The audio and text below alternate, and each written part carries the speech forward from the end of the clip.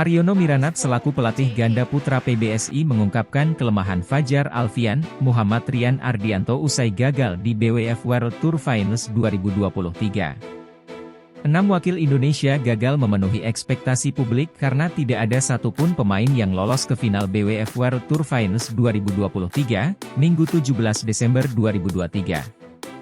Jonathan Christie dan Fajar Rian yang menjadi dua pemain yang lolos ke semifinal, gagal menuntaskan perjuangannya. Jojo kalah dari Siyuki dengan skor 16-21 dan 15-21, sedangkan Fajar Rian harus mengakui keunggulan tuan rumah Liang Weikeng Wang Chang dengan skor 20-22, 2-21, 12 dan 16-21. Aryono Miranat selaku sang pelatih pun buka suara setelah dua anak didiknya yakni Fajar Rian dan Bagas Maulana, Muhammad Shohibul Fikri gagal di ajang bergengsi itu. Aryono Miranat sendiri mengungkapkan bahwa sejatinya penampilan Fajar Alfian, Muhammad Rian Ardianto cukup baik dan ada peningkatan ketimbang sebelumnya. Hanya saja, masih ada kelemahan yang ditunjukkan oleh Fajar Rian sehingga gagal di BWF World Tour Finals 2023. Selain itu, Aryono Miranat juga bicara soal kondisi cedera yang dialami oleh Fajar Alfian, Muhammad Rian Ardianto. Lebih lanjut Aryono Miranat mengatakan bahwa masa pemulihan anak didiknya termasuk Fajar Rian belum sempurna. Sehingga faktor tersebut turut mempengaruhi penampilan anak asuhnya di atas lapangan. Pelatih yang akrab disapa Coach R itu pun mengatakan bahwa dirinya berharap masa pemulihan bisa berlangsung dengan baik, agar performa anak asuhnya lebih baik lagi.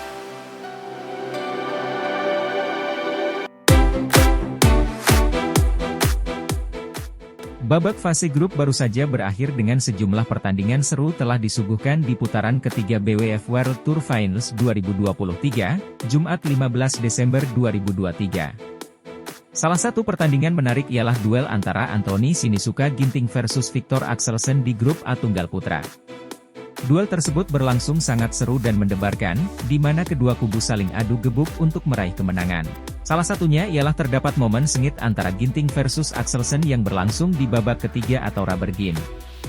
Kala itu kedua kubu sama-sama saling memberikan smash satu sama lain dan umpan lambung untuk mencetak poin, bahkan Axelsen sampai terjatuh untuk mengamankan poin. Namun rally panjang tersebut berakhir setelah Anthony Ginting memberikan drop shot yang tak bisa dihalau oleh lawannya yang merupakan peringkat pertama di ranking BWF. Alhasil momen rally panjang dan mendebarkan itu sukses membuat gempar para penonton yang ada di venue pertandingan. Para badminton lovers Cina pun bergemuruh kala keduanya saling adu smash, termasuk saat Anthony Ginting mencatatkan poin. Tak hanya membuat gempar tempat pertandingan, rally tersebut juga membuat geger badminton lovers yang ada di media sosial.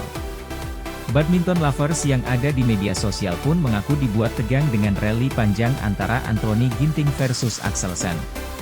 Selain itu para BL juga mengakui bahwa game ketiga duel antara Ginting versus Axelsen memang sangat seru meski akhirnya wakil Indonesia kalah. Sementara itu, Anthony Sinisuka Ginting harus mengakui keunggulan Axelsen karena kalah dengan skor 21-16, Juli 21 dan 13-21. Hasil ini juga membuat Anthony Ginting gagal melaju ke semifinal BWF World Tour Finals 2023. Pebulu tangkis tunggal putra Indonesia, Jonathan Christie dijadwalkan akan melakoni laga pamungkas babak grup BWF World Tour Finals 2023 pada Jumat, 15 Desember 2023. Meski telah memenangkan dua pertandingan straight game, Jonathan masih harus memastikan kelolosannya menuju babak semifinal World Tour Finals melalui laga melawan wakil Tiongkok, Li Shifeng hari ini. HSBC BWF World Tour Finals 2023 sendiri bergulir di Hangzhou, Cina dan akan memperebutkan hadiah total sebesar $2.500.000. Kejuaraan ini merupakan kejuaraan akhir tahun yang rutin digelar oleh Federasi Bulu Tangkis Dunia, BWF, dan hanya bisa diikuti oleh 8 pemain bulu tangkis terbaik di setiap sektor pertandingan. Indonesia memiliki 6 wakil di 4 sektor pertandingan World Tour Finals tahun ini. Dari sektor tunggal putra, dua wakil Indonesia adalah Jonathan Christie dan Anthony Sinisuka Ginting. Dilansir dari aplikasi Badminton 4U, baik Jonathan maupun Ginting saat ini tengah berada di posisi teratas grup masing-masing. Jonathan Christie telah mendapatkan 2 kemenangan straight game dari 2 pertandingan babak grup sebelumnya. Namun, masih ada beberapa kondisi yang dibutuhkan Jonathan untuk mengamankan tiket menuju babak semifinal. Pada laga perdana babak grup, Jonathan berhasil mengalahkan wakil terbaik Thailand yaitu Kunlavut Vipitsar. Bermain di atas angin, Jonathan menang straight game dengan skor 21-18 dan 21-8 atas Kunlavut. Kemudian pada laga kedua kemarin, Jonathan kembali raih kemenangan atas wakil Denmark, Anders Antonsen. Melalui pertandingan straight game, Jonathan menang dengan skor 21-16 dan 21-18. Meskipun telah meraih 2 kemenangan telak, namun perolehan poin Jonathan masih mungkin dikejar oleh setidaknya 2 wakil lainnya di grup B Tunggal Putra. Hal ini yang membuat Jonathan masih harus bermain optimal di laga terakhir babak grup hari ini. Jonathan hanya membutuhkan 1 game kemenangan atas Lee Si-Feng ataupun selisih poin kekalahan yang tipis dari Lee Si-Feng. Kondisi lain juga dapat dipengaruhi oleh hasil pertandingan di grup B antara Kunlavut melawan Antonsen hari ini.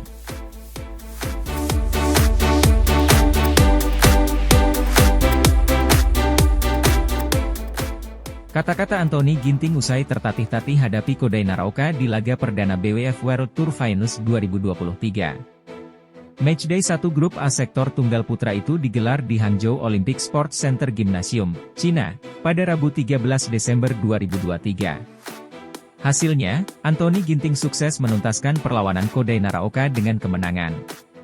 Tunggal putra nomor 4 dunia asal Indonesia itu menekuk jagoan Jepang dengan susah payah dalam rubber game via skor Oktober 21, 21-10, dan 21-18.